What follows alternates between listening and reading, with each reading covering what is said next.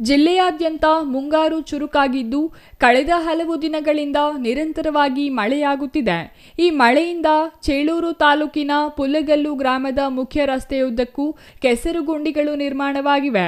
ಕೆಸರುಮಯವಾದ ರಸ್ತೆಯಲ್ಲಿ ನಡೆದಾಡುವುದೇ ದುಸ್ತರವಾಗಿದೆ.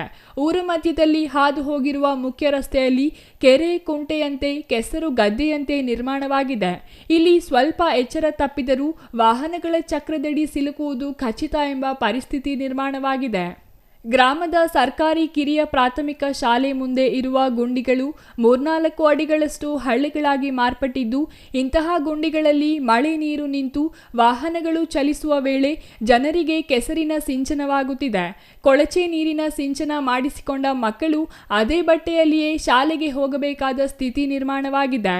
ಪುಲ್ಲಗಲ್ಲು ಗ್ರಾಮದಿಂದ ಚಾಕವೇಲು ಗ್ರಾಮ ಪಂಚಾಯಿತಿವರೆಗೂ ಡಾಂಬಾರು ಕಿತ್ತು ಹೋಗಿ ವರ್ಷಗಳೇ ಕಳೆದರೂ ಡಾಂಬಾರು ಹಾಕುವ ಯೋಚನೆ ಮಾಡುವ ಪ್ರಯತ್ನವನ್ನು ಜನಪ್ರತಿನಿಧಿಗಳಾಗಲಿ ಅಧಿಕಾರಿಗಳಾಗಲಿ ಈವರೆಗೂ ಬಂದಿಲ್ಲ. ಬೇಸಿಗೆಯಲ್ಲಿ ವಾಹನ ಸಂಚಾರದಿಂದ ಏಳುವ ಧೂಳಿನಿಂದ ಸಂಚರಿಸಲು ಸಂಕಷ್ಟ ಎದುರಾದರೆ ಮಳೆ ಬಂದಾಗ ರಸ್ತೆಯಲ್ಲಿ ನೀರು ನಿಂತು ಅವಾಂತರಗಳೇ ಸೃಷ್ಟಿಯಾಗುತ್ತಿದೆ. ಈ ಸಮಸ್ಯೆಗೆ ಅಧಿಕಾರಿಗಳು ಶಾಶ್ವತ ಪರಿಹಾರ ಕಂಡುಕೊಳ್ಳದೆ ಮೌನರಾಗಿದ್ದಾರೆ. ಮಳೆ ಬಂದಾಗಲೆಲ್ಲ ರಸ್ತೆಯಲ್ಲಿ ನೀರು ನಿಂತು ಕೆಸರುಮಯವಾಗುತ್ತಿದೆ. ಸಂಬಂಧಿಸಿದ ಅಧಿಕಾರಿಗಳು ಈ ಕುರಿತು ಶಾಶ್ವತ ಪರಿಹಾರ ಕಂಡುಕೊಳ್ಳುವಲ್ಲಿ ವಿಫಲರಾಗಿದ್ದಾರೆ. ಈ ಪರಿಸ್ಥಿತಿ ಹೀಗೆ ಮುಂದುವರಿದರೆ ಮುಂದಿನ ದಿನಗಳಲ್ಲಿ ಗ್ರಾಮದ ಜನರು ಸಾಂಕೇತಿಕವಾಗಿ ಪ್ರತಿಭಟನೆ ನಡೆಸುವುದಾಗಿ ಅಧಿಕಾರಿಗಳ ವಿರುದ್ಧ ಸ್ಥಳೀಯರು ಆಕ್ರೋಶ ವ್ಯಕ್ತಪಡಿಸುತ್ತಿದ್ದಾರೆ.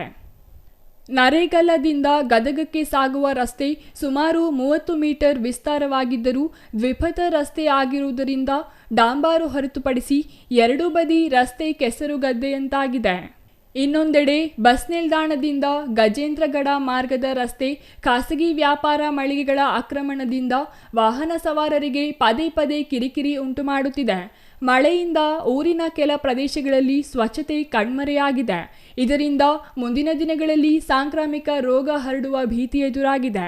ಗ್ರಾಮ ಪಂಚಾಯಿತಿ ಅಧಿಕಾರಿಗಳು ಹಾಗೂ ಆರೋಗ್ಯ ಇಲಾಖೆ ಸ್ಥಳ ಪರಿಶೀಲಿಸಿ ಸೂಕ್ತ ಕ್ರಮ ಕೈಗೊಳ್ಳಬೇಕೆಂಬುದು ಸಾರ್ವಜನಿಕರ ಒತ್ತಾಯವಾಗಿದೆ.